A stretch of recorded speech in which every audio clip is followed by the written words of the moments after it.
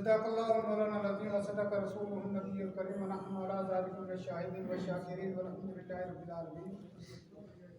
درود شریف پڑھیں صلی اللہ علیہ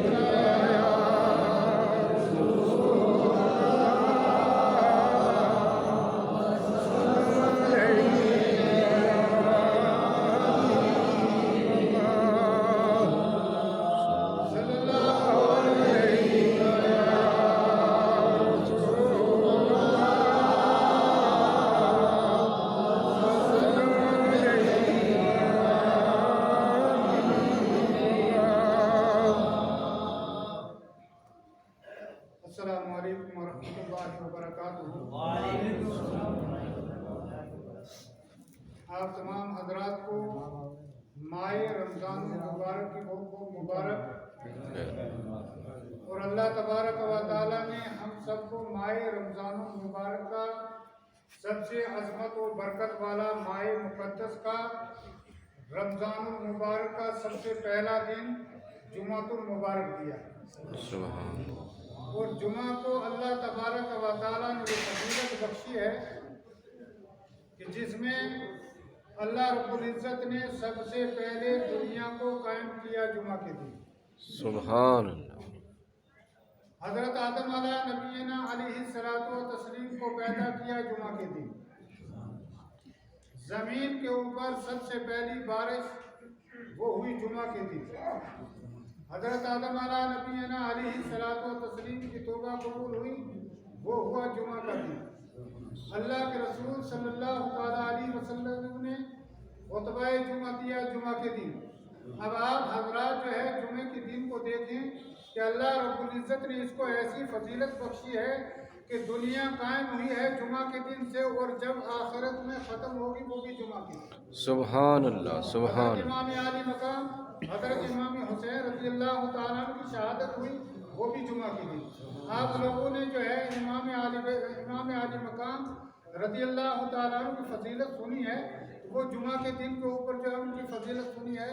اور جمعہ کی نماز کا ٹائم ہوا تھا جس وقت ان کی شہادت ہوئی تو انہوں نے کہا کہ اس وقت ظہر کی نماز ہے، میرے لیے جمعہ کی نماز نہیں ہے، کیونکہ میں مسافر ہوں اور مسافر کے لیے جمعہ فرض نہیں ہے بلکہ ظہر کی نماز ہے. تو اسی طریقے سے قیامت بھی جو ہے وہ جمعہ کے دن آئے گی. جب جمعہ کا دن ہوگا اس دن ہمارا حساب کتاب ہوگا. تو آج رب العزت نے ماہ رمضان المبارک کا سب سے پہلا جمعہ کا دن ہمیں عطا کیا. سبحان اللہ. بہت عظمتوں اور برکتوں والا دن. جمعہ جو ہے وہ معراج المومنین ہے. تو اس جمعے کے دن کی فضیلت جو ہے وہ بہت بڑی ہے کیونکہ یہ ماہ رمضان المبارک ہے. تو اس کے فیوض و برکات سے جو ہے اللہ تبارک و تعالی ہم سب کو مستفید فرمائے.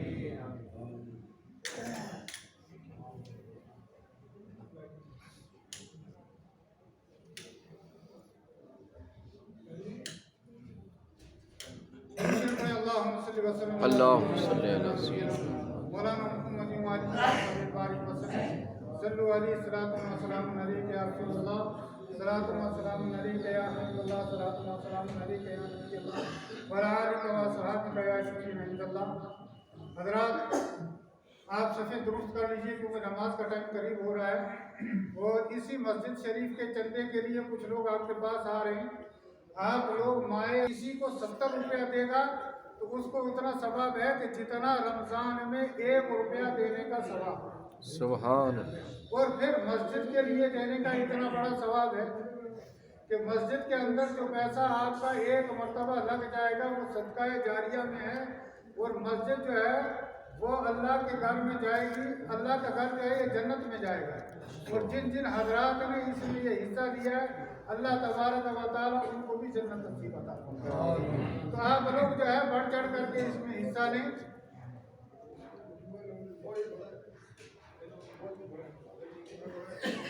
بھائی کوئی رومال لے لیجیے. ان اللہ لا یضیع اجر المحسنین کہ اللہ تبارک و تعالیٰ نیکوکاروں کے اجر کو ضائع نہیں فرماتا ہے. یعنی کہ جو آپ نے نیکی کی ہے اس کے اجر کو اللہ تبارک و تعالیٰ ضائع نہیں فرمائے گا. تو یہ جو اللہ کی بارگاہ میں آپ نے دیا ہے یہ رائے گاہ نہیں جائے گا. اس کے علاوہ جو لوگ ہم لوگ ادھر ادھر خرچ کر دیں اس کا جو ہے کوئی ثواب نہیں ملے گا آپ کو، اس کا اسی حساب سے ثواب ملے گا جس قدر آپ نے صدقہ دیا، کسی غریب کی، کسی یتیم کی۔ کہ حدیث پاک میں آتا ہے کہ مسجد کے اندر آپ نے اگر ایک موم بتی جلائی ہے، یعنی ایک چراغ روشن کیا ہے، تو جب تک وہ چراغ جلتا رہے گا عرش کے فرشتے آپ کے لیے دعائیں مغفرت کرتے رہیں گے۔ تو آپ اس سے اندازہ لگائیے کہ جب آپ نے اللہ کی راہ میں یہ پیسہ خرچ کیا ہے، اس کی راہ میں دیا ہے، تو آپ کو کتنا بڑا ثواب ملے۔ تو یہ ماہ رمضان المبارک کی جو ہے یہ عظمتیں برکتیں مد نظر رکھتے ہوئے زیادہ سے زیادہ کریں، کیونکہ ہم نے اس مسجد شریف کے لیے جو ہے یہ کھڑکیاں لگوانی ہیں، اس کی رنگائی کا کام کرنا ہے، اور یہ آپ ہی لوگوں کے تعاون سے ہوگا، اور آپ لوگ جس قدر اس میں تعاون کریں گے اسی قدر ہمارا جو ہے یہ کام جلدی سے جلدی پائے تنزل تک پہنچے گا، کیونکہ مسجد میں بہت ساری ضروریات ہیں۔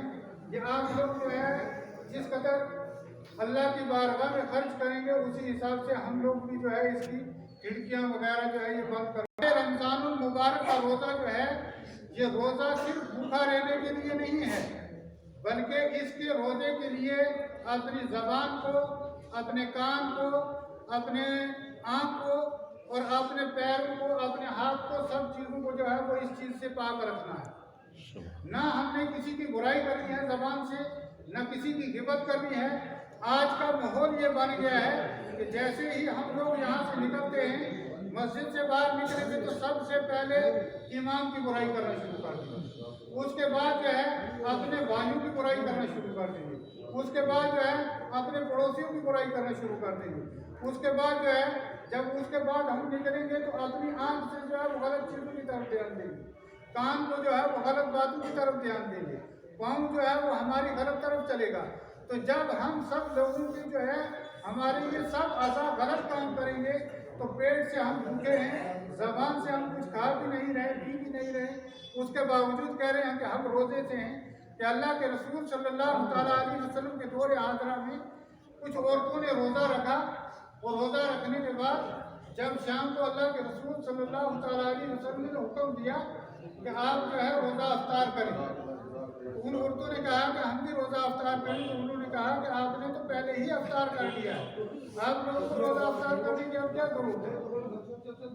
تو انہوں نے کہا نہیں یا رسول اللہ، ہم نے صبح سے اب تک کچھ نہیں کھایا پیا، ہم صبح سے اب تک جو ہے ایک پانی کا قطرہ بھی اپنی زبان پہ نہیں لائے ہیں۔ تو اللہ کے رسول صلی اللہ تعالیٰ علیہ وسلم نے فرمایا کہ آپ لوگ جو ہے وہ کیا کرو، یعنی الٹی کرو۔ تو جب ان لوگوں نے الٹی کی تو ان کے اندر سے خون کے گوشت کے لوتھڑے اور خون آیا۔ آپ صلی اللہ تعالیٰ علیہ وسلم نے ان لوگوں سے، ان عورتوں سے پوچھا کہ آپ نے فلاں فلاں شخص کی جو غیبت کی تھی یہ وہ ہے، یعنی کہ جب آپ لوگ غیبت کریں گے تو آپ نے مردہ بھائی کا گوشت کھائیں گے، تو جب آپ نے اس کی غیبت کی تو آپ کا روزہ کہاں رہا جب آپ نے اپنے مردے بھائی کا گوشت کھایا؟ ان چیزوں کے اوپر ہم نے عمل کرنا ہے، یہ نہیں ہے کہ ہم نے سننا ہے، سن کر کے یہاں سے جو ہے وہ نظر انداز کر دینا ہے۔ کیونکہ بعض جگہ میں نے یہ دیکھا ہے کہ وہ لوگ جو ہے کہتے ہیں کہ ہاں بھائی آپ کی کہاں ملاقات ہوئی تھی؟ جی ہماری فلاں جگہ ہوئی تھی، کہاں ہوئی تھی؟ وہاں مولوی صاحب تقریر کو چاٹ رہے تھے، یعنی انداز کو بیان کرنے کا ایک الگ طریقہ ہے۔ تو اس چیز کو جب حدیث پاک کو سنیں آپ لوگ تو اس کے اوپر عمل بھی کریں۔ یہ نہیں ہے کہ مولوی صاحب نے کہیں تقریر کی، انہوں نے بیان کیا کہ بھائی کسی کی غیبت کرنا جو ہے یہ ناجائز ہے، سب سے بڑا جرم ہے، اس سے بڑا گناہ اور کوئی نہیں ہے کہ اپنے مردے بھائی کا جو ہے وہ گوشت کھانا ہے، تو ہم لوگ جو ہے اس کو نظر انداز کر دیتے ہیں۔ تو اس میں جو ہے اللہ تبارک و تعالیٰ جو ہے ہم سب لوگوں کو نیک عمل کرنے کی توفیق عطا فرمائے، اور ماہ رمضان کے فیوز و برکات سے سب کو مالا مال عطا فرمائے، اور اس کے اندر نیک عمل کرنے کی توفیق عطا فرمائے، صدقہ و خیرات کرنے کی توفیق عطا فرمائے، اپنے پڑوسیوں کا جو ہے وہ خیال رکھیں، اپنے غریبوں کا بھی خیال رکھیں، ان کو زکوٰۃ خیرات عطیات سے جو ہے وہ نوازیں۔ یہ نہیں ہے کہ ہم لوگ اچھے اچھے کپڑے پہنیں، اچھے اچھے پکوان کھائیں، مگر ہمارا پڑوسی، ہمارا غریب جو ہے وہ بھوکا رہے۔ ان سب چیزوں کو مد نظر رکھنا ہے۔ جب ہم لوگ کسی سے بارگین پہ ملیں، عزت، عاجزی اور انکساری کے ساتھ ملیں، یہ نہیں کہ غرور و تکبر و گھمنڈ کے ساتھ ملے. اگر کسی کے ساتھ جو ہے وہ تکرار ہو جائے, ذرا ساری بد کلامی ہو جائے, وہ یہ نہ کہیں کہ ہم لوگوں کو جو ہمارا روزہ ہے, نہیں تو میں ایسے تیسے کر دیتا تمہارا. ان چیزوں کے اوپر دھیان نہیں دینا. ہم نے عاجزی اور انکساری کے ساتھ, روزہ جو ہے ہمارے دل کا ہے, ہمارے پیر کا ہے. اللہ تبارک و تعالیٰ ہی اس کا اجر دینے والا ہے, کیونکہ یہ اللہ رب العزت نے صرف مومن کو ہی ایک ایسی نعمت بخشی ہے کہ جس کا اجر وہ خود دیتا ہے. سبحان کیونکہ روزہ ایسی چیز ہے کہ اس کو ہم غیر کے لیے نہیں رکھ سکتے, صرف اللہ کی رضا کے لیے رکھتے ہیں. کہ اللہ کے رسول صلی اللہ تعالیٰ علیہ وسلم نے فرمایا, جائے ماہ شعبان المبارک کا آخری دن تھا, یعنی اس کی 30 تاریخ تھی. تو صحابہ کرام کو بلایا, صحابہ سے فرمایا کہ آؤ اے لوگوں, میں تمہیں ایک ایسا دن بتاتا ہوں, ایک ایسا ماہ مبارک آنے والا ہے, اس کی خوشخبری دیتا ہوں کہ جس ماہ مبارک میں صبر اور رحمتوں اور برکتوں والا ماہ مبارک ہے, اور صبر و شکر والا ہے. تو صحابہ کرام نے پوچھا کہ یا رسول اللہ صلی اللہ تعالیٰ علیہ وسلم, تو وہ کون سا ماہ مبارک ہے؟ کہا وہ رمضان المبارک ہے کہ جس میں روزہ رکھا جائے گا. اور روزہ جو ہے آپ سے پہلے آنے والی امتوں کے اوپر بھی فرض تھا.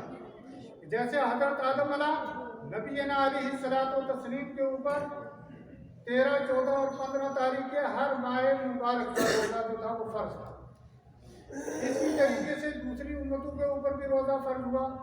حضرت موسیٰ علیہ نبینا علیہ الصلوۃ والتسلیم کے اوپر عاشوراء کا دن کا روزہ فرض ہوا, اور حضرت موسیٰ علیہ نبینا علیہ الصلوۃ والتسلیم کی امت کے اوپر ہفتے کے روز, یعنی جس کو ہم سنیچروار کہتے ہیں, اس دن کا روزہ فرض ہوا.